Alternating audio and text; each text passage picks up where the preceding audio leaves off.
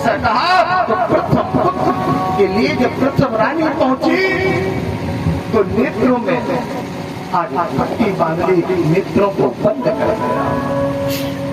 और इसी प्रथम रानी ने नेत्रों को बंद किया। वेद व्यास ने कहा एव वस्तु तथास्तु कल्याण वस्तु, पुत्र तो होगा लेकिन जन्मांध अंधा होगा। तुमने नेत्रों को बंद किया।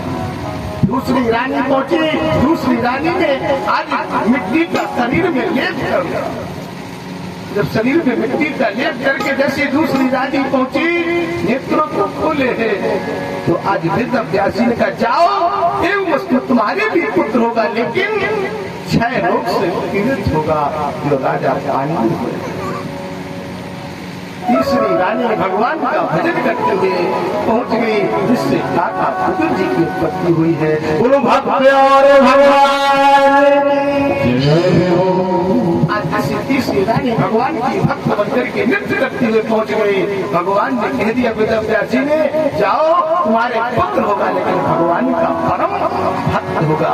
काका विदुर जी का वास होगा। आज धृतराष्ट्र को देखा कि ये तो जन्मांध अंधे हैं, तो आज पांडु को राजा बनाया। जब पांडु को राजा बनाया तो पांडु ने भी दो विवाह कर लिया।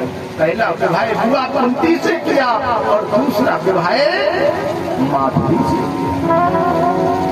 जब पांडु ने दो विवाह किए तो माधुरी से विवाह करने के बाद माधुरी के साथ में थे तो भगवान की लीला हुई, प्राण निकल गए। गोविंदा नमो नमः हो गया, भगवान में विलीन हो गए। अब जब विचार हुआ कि युधिष्ठिर तो युवराज है लेकिन राजा कौन बने, इनकी छोटी अवस्था थी। बोले धृतराष्ट्र को राजा बना दो। जब धृतराष्ट्र को राजा बनाया तो जो आंखों से अंधा है, आंखों का अंधा लोग मोतिया बिंद आंखों में छाया है। पुत्र का मोह, परिवार का मोह जब होता है तो व्यक्ति लोभ में चला जाता है। और पाप का जो पाप है वो कौन है? लोभ है। वो राजा क्यों है? एक बात हम बता दें कि नगर तो विद्वानों का, हमारे तोमर साहब बैठे हैं, बड़े भक्त हैं भगवान राम जी को कहना है और ज्यादा लोगों से भी परिचय नहीं हो पाया है, हो जाएगा 7 दिन में। फिर वो कहते हैं एक बार एक ब्राह्मण बालक बनारस पढ़ने के लिए गया। कहाँ पर? बनारस काशी में बाबा विश्वनाथ की नगरी में ब्राह्मण बालक ने ज्ञान प्राप्त किया, 4 वेदों को प्राप्त किया, 6 शास्त्रों का अध्ययन किया और पुराणों का अध्ययन किया। और पुराणों का अध्ययन करने के बाद अपने पुना नगर में आया तो ब्राह्मण बालक के पिता ने पूछ दिया तुमने क्या सीखा? बोले हमने सब कुछ सीखा। बोले कुछ नहीं सीखा। बोले क्यों? बोले बता सकते हो कि पाप का बाप कौन है? हम बता सकते हो। तुमने अपने गुरुओं से कभी पूछा कि जो पाप है उसका बाप कौन है? बालक बोला पिताजी मैंने नहीं सीखा। बोले तो फिर जाओ, जिस दिन तुम्हें सीख लोगे तब नगर में लौट के आना। जब ऐसा कहा तो वो ब्राह्मण बालक अपनी शास्त्रों को लेकर के, पंचांग को लेकर के नगर से बाहर चला जा रहा है। रास्ते में एक लड़का बैठी हुई है। लड़का तो आप जानते हैं। और लड़का ने कहा कि हे ब्राह्मण, आपके चेहरे पर उदासी दिखाई दे रही है तो थोड़ा सा जल पी लो। तो ब्राह्मण बोला हे दासी हम जल नहीं पिएंगे। बोले क्यों नहीं पियोगे? बोले आप लड़का है, आप वैश्य हैं, आपका जल नहीं पी सकते। तो लड़का ने कहा हे ब्राह्मण मेरा जल मत पियो, हम कुएं से जल निकाल के रख देंगे, आप अपने हाथ से उठा लेना, जल को पी लेना और साथ में हम आपको 100 का नोट देंगे। और जैसे ही वो 100 का नोट दिया तो ब्राह्मण ने कहा ठीक है। वैश्या ने कुएं से जल निकाला और रख दिया। ब्राह्मण ने 100 के नोट में 100 का जेब में डाला और वो जल पी लिया।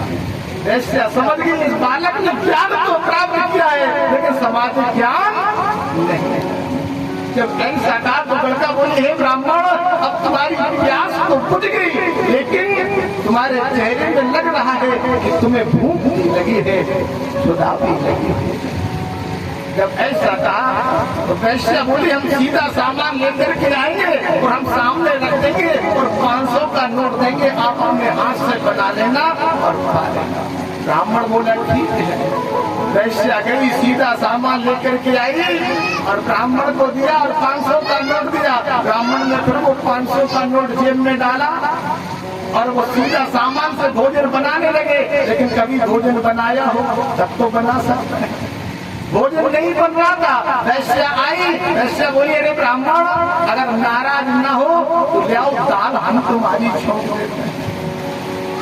बोले नहीं नहीं दूर दूर। बोले नहीं अभी तो 500 का मिला है, अब हम तुम्हें 1000 देते, चिंता नहीं। धीरे धीरे वो लोभ बढ़ता गया। वैश्या ने जैसे भोजन बनाया और भोजन परोसा और भोजन परोस करके जैसी विदाई दी, बोले ब्राह्मण बस अब रुक जाओ क्योंकि मेरा भी धर्म है, हम तुम्हें खाने नहीं देंगे। ब्राह्मण अब तुम्हें पता लग गया कि बाप का बाप कौन है। बोले लोग। बोले अब अपने पिताजी को जाकर के बता देना तो जीवन में कभी लोग नहीं करता। आया है सो जाएगा, आने और जाने का मार्ग तो एक है, लेकिन जो जेब में है वो तो कभी न कभी आया और कभी न कभी चला जाएगा। ये धन दौलत संपत्ति कभी रुकती नहीं है। भगवान के धर्म में कभी लोभ नहीं करना। जो बाबा की किस्मत से आ रहा है वो बाबा के भाग्य का है, जो ब्राह्मण की किस्मत से आ रहा है वो ब्राह्मण का है, जो तुम्हारी किस्मत से आ रहा है वो तुम्हारा है। हमें किसी का हक खाने का अधिकार नहीं है। आज इस महल से मेरे प्रभु ने कहा अगर हम किसी का भी हक 1 रुपए भी ले लेंगे तो हमने जो संकल्प लिया दान करने का वो सब व्यर्थ हो जाएगा। बोलो आज जिस समय क्या लीला होनी है तो आज धृतराष्ट्र को राजा बनाया और जब धृतराष्ट्र राजा बने तो धृतराष्ट्र पुत्र मोह में आकर के राजमोह में आकर के दुर्योधन को युवराज घोषित कर सकता है। और जिस समय दुर्योधन को युवराज घोषित किया तो अब तो भाई भाई में विरोध होने लगा। एक बात और ध्यान देना, जिसने एक विवाह किया है वो सुखी है।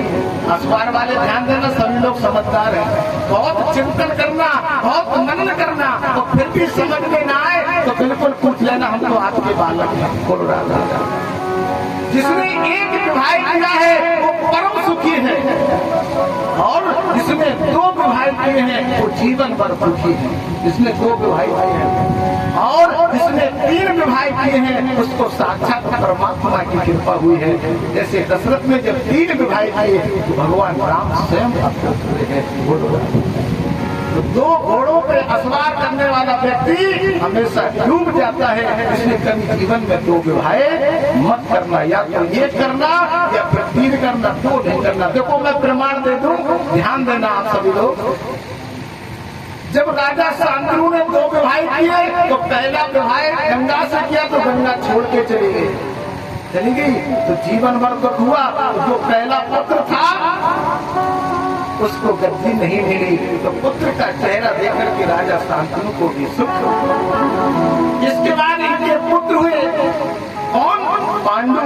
फिर पुत्र ने कहा जाता है। और जब पांडु ने बुआ कुंती और माधुरी से विवाह किया तो माधुरी के साथ में जीवन ही खो दिया। दुख हुआ कि नहीं हुआ? इसके बाद इनके प्रपुत्र हुए हैं राजा शांतनु के, जिनका नाम है अर्जुन। और अर्जुन ने भी 2 विवाह किए। पहला विवाह पांचाली से, पहला विवाह किससे किया है? पांचाली से किया है। और दूसरा विवाह सुभद्रा जो भगवान की बहन है। और जब दूसरा विवाह सुभद्रा से किया तो पांचाली ने कहा एक प्रभु क्या लीला है? बोले बस हमारा कुछ नहीं है, तुम 5 जगह फट गई हो तो हमने फिर एक विवाह और कर लिया तो दुखी के दुखी रहे। बोलो दुर्योधन और पांडवों की बड़ी लीला होती है। अरे बोले नहीं, बिना सुई के हम कुछ देने वाले नहीं हैं, बिना सुई की नोक के बराबर देने वाले हैं। भगवान द्रौपदी समझाने के लिए पहुंचे। दुर्योधन की मेवा त्यागी साध दुर्धर खाई, सबसे ऊंची प्रेम सगाई। आज कितना जी ने इनको छिलके खिलाए, भगवान ने प्रेम से दुर्योधन को बहुत समझाया लेकिन दुर्योधन के समझ में नहीं आया। तो आज युद्ध प्रारंभ हो गया और युद्ध 18 दिन चला। तो जब 18 दिन युद्ध चला, उस 18 दिन के युद्ध में आज में गोविंद कहते हैं, पार परमात्मा जगदीश्वर कहते हैं, ऐसे वो अद्भुत लीला हुई मेरे श्याम सुंदर की। ऐसा मेरा प्रभु का भाव हुआ।